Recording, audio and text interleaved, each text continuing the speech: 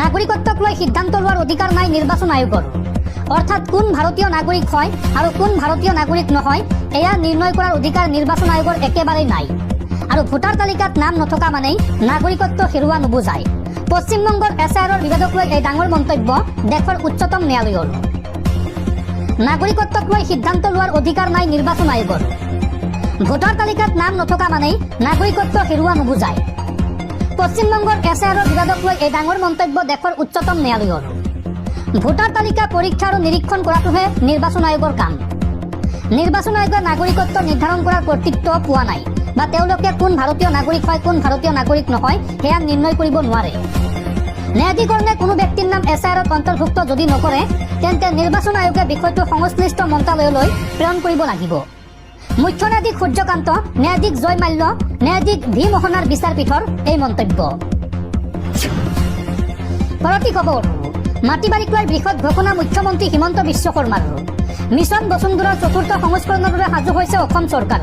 আৰু আপুনি অতি সহজতে কৰিব পাৰিব মাটি বাৰীৰ কাম কাজ। মাটি বাৰীৰ কামৰ বাবে সাজু কৰক নথি পত্ৰ। মাটি বাৰীৰ কামৰ বাবে আপুনি সাজু কৰক নথি পত্ৰ। ডিচেম্বৰৰ পৰা আৰম্ভ হ'ব মিছন বসুন্ধৰা 4.0 আৰু মিছন বসুন্ধৰাৰ চতুৰ্থ সংস্কৰণৰ বাবে সাজু হৈছে চৰকাৰ।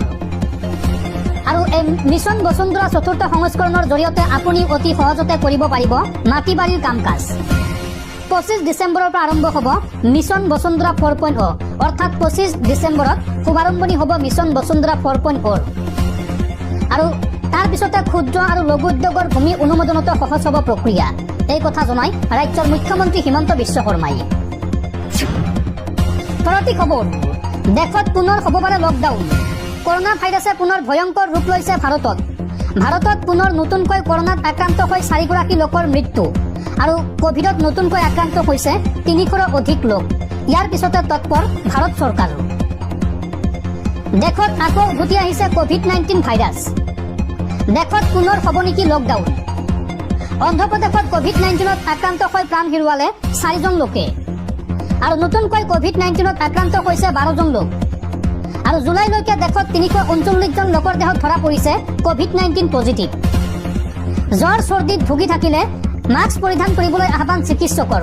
যদি আপুনি জ্বৰ আৰু চৰ্দিত ভুগি আছে তেন্তে মাস্ক পৰিধান কৰক আৰু বেছি জনসমাৱেশ হোৱা স্থানলৈ নাযাবলৈ পৰামৰ্শ বিশেষজ্ঞৰ।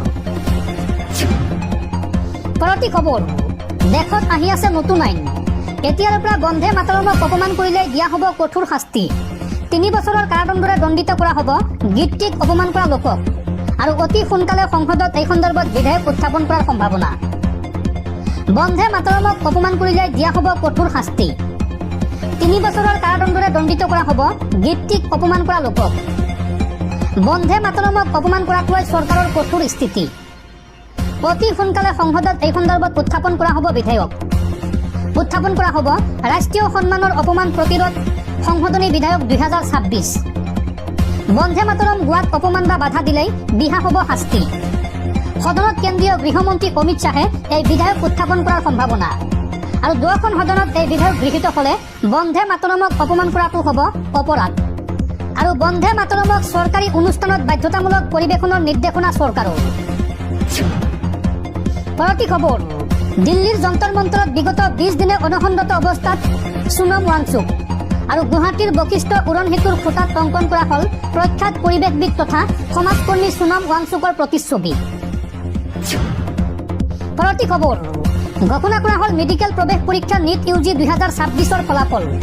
এইবাৰ 20 লাখ শিক্ষাৰ্থী অৱতীৰ্ণ হৈছিল পৰীক্ষাত আৰু ইয়াৰে 11.21 লাখ যুৱক যুৱতীৰ যোগ্যতা অৰ্জন আৰু এইবাৰ উত্তীৰ্ণৰ হাৰত 58% মহিলা শিক্ষাৰ্থী উত্তীৰ্ণ হৈছে।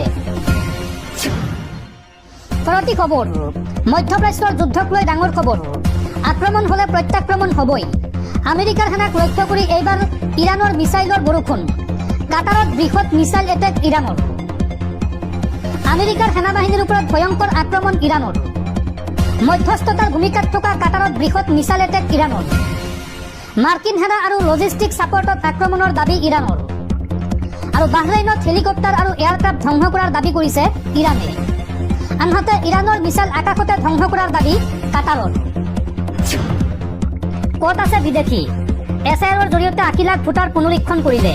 কিন্তু এজনো বিদেশী নাপালে ভাৰতীয় নিৰ্বাচন আয়োগক এই প্ৰশ্ন প্ৰাক্তন মুখ্য নিৰ্বাচনী আয়ুক্ত SY কুৰেছিল ৮০ লাখ ভোটাৰ পুনৰীক্ষণ কৰিলে কিন্তু এজনো বিদেশী নাপালে প্ৰাক্তন মুখ্য নিৰ্বাচনী আয়ুক্ত SY কুৰেছিল প্ৰশ্ন ভাৰতীয় নিৰ্বাচন আয়োগলৈ ভাৰতৰ মুখ্য নিৰ্বাচন আয়োগক এইবাৰ প্ৰশ্ন কৰিছে প্ৰাক্তন মুখ্য নিৰ্বাচনী আয়ুক্তই এই সমস্ত পুনৰীক্ষণত আপোনালোকে কেইজন বিদেশী পালে বিহাৰৰ SR ওপৰত প্ৰশ্ন তুলিছে SY কুৰেছিয়ে 150 জন বাংলাদেশী বিচৰাৰ নামত ৮০ লাখ লোকক কষ্ট দিলে আপোনালোকে 150 জন বাংলাদেশী বিচৰাৰ নামত লাখ লাখ লোকৰ নাম কাটি পেলালে ভোটাৰ তালিকাৰ পৰা গণতন্ত্ৰক ধ্বংস কৰা কাৰ্য কৰিছে আপোনালোকে শুদ্ধ নিৰ্বাচনী প্ৰক্ৰিয়াত ভোটাৰ পুনৰীক্ষণে প্ৰভাৱ পেলাইছে এই মন্তব্য প্ৰাক্তন মুখ্য নিৰ্বাচনী আয়ুক্ত SY কুৰেছিল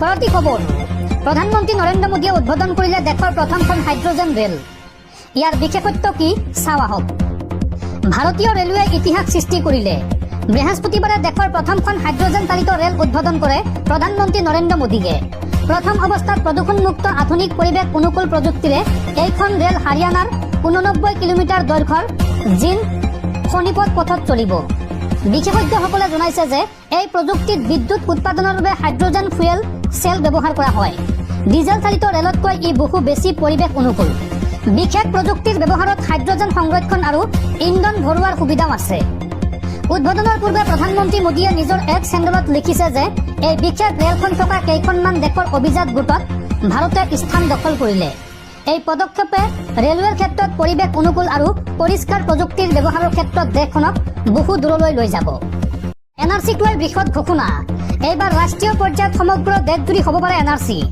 আৰু 2029ৰ পূৰ্বেই সমগ্ৰ দেশজুৰি হ'ব পাৰে NRC ৰাষ্ট্ৰীয় পৰ্যায়ত NRC হলে বিপদত পৰিব অবৈধ মিয়াসকল দেশজুৰি এইবাৰ ৰাষ্ট্ৰীয় পৰ্যায়ত NRC আহিলে মিয়াই কি কৰিব অবৈধভাৱে থকা মিয়া পৰিব বিপদত দেশত পুনৰ উত্থাপন হৈছে NRCৰ প্ৰসংগ 2029ৰ পূৰ্বেই ৰাষ্ট্ৰীয় পৰ্যায়ত NRCৰ যুঁজা আৰু বাংলাদেশী মিয়াক বিতৰণৰ প্ৰস্তুত কৰা হৈছে ব্লুপ্ৰিণ্ট পৰৱৰ্তী খবৰ 20 জুলাইত কক্ৰজ জনতা পাৰ্টিৰ সংহতচল কাৰ্যসূচী সফল কৰিবলৈ দেশজুৰি প্ৰস্তুতি অসমৰ পৰা দিল্লীলৈ অগণন লোকৰ যাত্ৰা আৰু এই অভিযান সফল হলে অনশন প্ৰত্যাহাৰ কৰিব পাৰে সোনম ৱাংচুকে আৰু ব্যৰ্থ হলে পুনৰ ভূত হৈ উভতি অহাৰ প্ৰসংগ দিছে ধনাত্মক ইংগিত ৰাষ্ট্ৰীয় সংবাদ মাধ্যম ইণ্ডিয়া টুডেত প্ৰকাশ পাইছে এই বাতৰি